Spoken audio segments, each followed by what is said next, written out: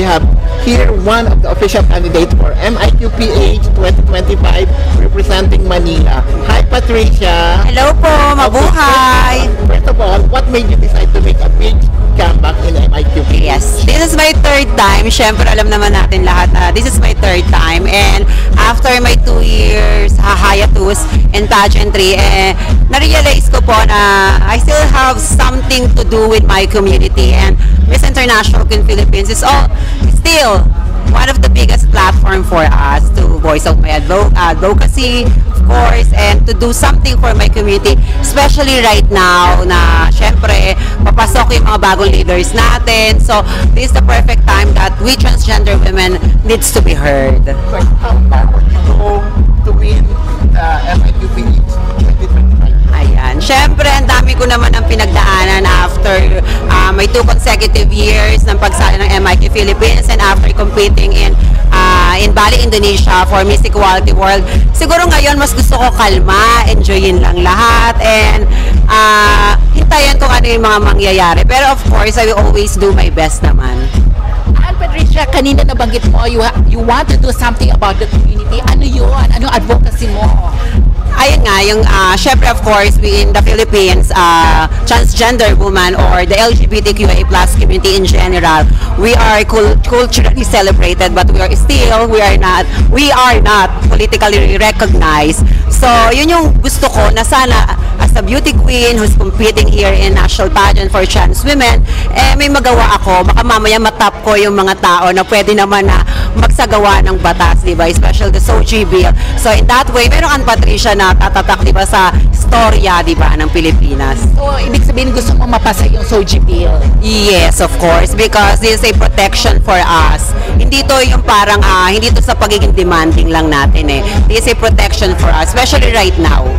So far, you will be again competing for Miss International Queen Philippines. Anong preparations mo na kakaiba ngayon compared sa previous time? Siguro yung preparation ko nakakaiba ngayon, ayokong pagurin to the point na madidrain ako. At saka ayoko mag-overthink. Gusto ko kalma lang, enjoy. Gusto ko namnamin yung every single moment. Kasi yung first year at second year na pagsalik ko, kala ko ang haba.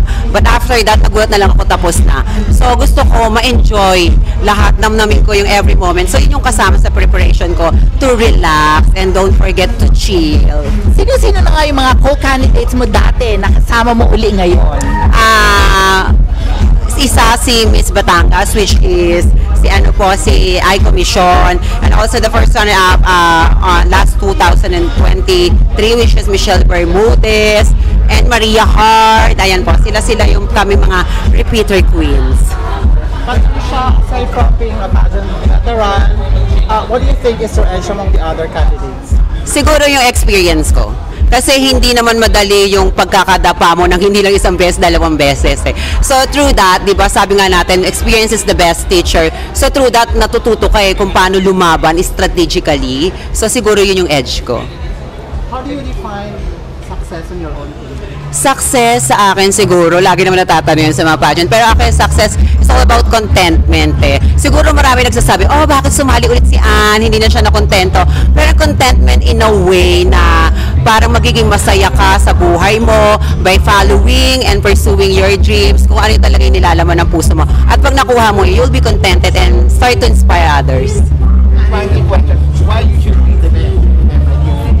I should be the next Miss International Queen Philippines who will represent the Philippines in the Miss International is of course because I am unstoppable. Ang isang babae na hindi tumitigil mangarap ay inspirasyon sa lahat ng mga taong ilang beses nang nadapa, and they need someone who can represent them at marirealize nila, oh merong isang Ann Patricia Lorenzo na kahit 2 beses na siyang nadapa but still bumabangon siya, tinutupad niya yung pangarap niya. So for me, that's the main reason why I will be the next Miss International Queen Philippines, to give hope for those people who's hopeless and nararamdaman lang akala nila wala ng pag-asa.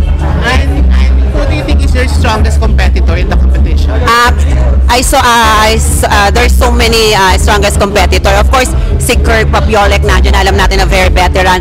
Pero kasi naranasan ko sumali sa ibang competition, hindi natin pwedeng maliitin yung mga dark horse, ganyan. Kagaya nung time namin, nung una ni Fuchsia, and then last year ni Sofia. So, kailangan talaga lahat. Imbes na ba, ituring mong strong pero instead of bantayan mo silang lahat, much better na focus on yourself na lang.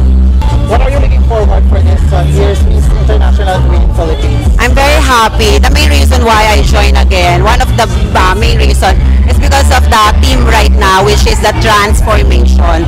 So, yung expectation ko malaki because I tried to compete in 2 consecutive years, last 2022 and 2023. So ngayon malaki expectation ko aside dun sa bonggang venue, which is the SMO Arena, yung mga pwedeng mangyari, and then yung karagtagan platform for us, bigger platform literally, kasi Ubawa Arena yun.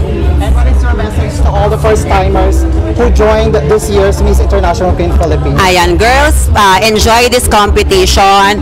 Marami kayong maririnig samut-saring mga opinion online, and then yung mga supporters minsan ng ibang candidates. But always maintain your healthy mindset kasi mahaba tong laban na to. Kailangan nyo maging matatag in all aspects. Thank you so much. Thank you very much. Thank you so much po. Good luck. Yes, of course. Thank you po. Thank you.